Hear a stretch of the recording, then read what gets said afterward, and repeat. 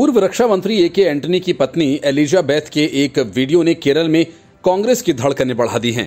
Elizabeth Antony ने video में Anil Antony के बीजेपी में शामिल होने के फैसले को सही बताया, लेकिन इसके साथ ही उन्होंने एक बड़ा सियासी संदेश दिया जो लोकसभा चुनावों में कांग्रेस को तगड़ा झटका दे सकता है।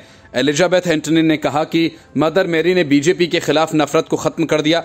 बीजेपी केरल में ईसाई समुदाय का वोट अपने पाले में करने की कोशिश कर रही है और 2024 में इसके अच्छे नतीजे भी मिलने की उम्मीद है। कई चर्चों ने बीजेपी की तारीफ की है और ए.के. एंटनी के बेटे अनिल एंटनी भी बीजेपी में हैं। अनिल एंटनी 6 अप्रैल को बीजेपी में शामिल हुए थे और इससे पहले वे कांग्रेस के डिजिटल मीडिया प्रभारी, AICC सोशल मीडिया डिजिटल और कम्युनिकेशन सेल में विभिन्न पदों पर रह चुके थे। जनवरी में पीएम नरेंद्र मोदी पर बनी BBC की डॉक्यूमेंट्री को लेकर बयान के बाद वे विवादों में आ गए और कांग्रेस के साथ मनमुटाव के चलते उन्होंने इस्तीफा दे दिया। अब उनकी मां एलिजाबेथ एंटनी का एक वीडियो सामने आया जिसमें वो कह रही हैं कि अनिल को बीजेपी में शामिल होने के लिए मिले निमंत्रण के बारे में वो बहुत पहले से जानती थीं। एक ईसाई ध्यान केंद्र के YouTube चैनल की ओर से जारी किए गए वीडियो में एलिजाबेथ ने कहा कि मेरा बेटा 39 साल का हो गया है। उसने मुझे फोन किया और कहा उसे प्रधानमंत्री कार्यालय से फोन आया और उन्होंने उसे बीजेपी में शामिल होने की बात कही।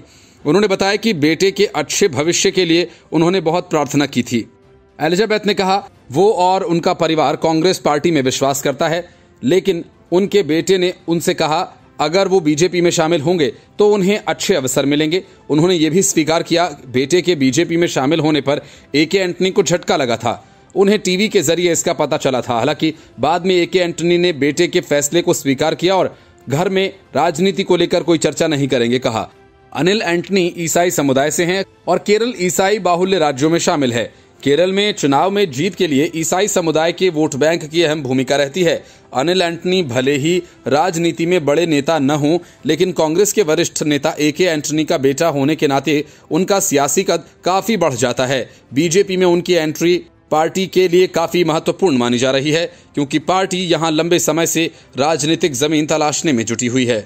बीजेपी ने केरल में अब तक एक भी लोकसभा सीट नहीं जीती। ऐसे में अनिल एंटनी का पार्टी में शामिल होना खास कदम माना जा रहा है, क्योंकि ए.के. एंटनी का ईसाई समुदाय पर काफी प्रभाव है।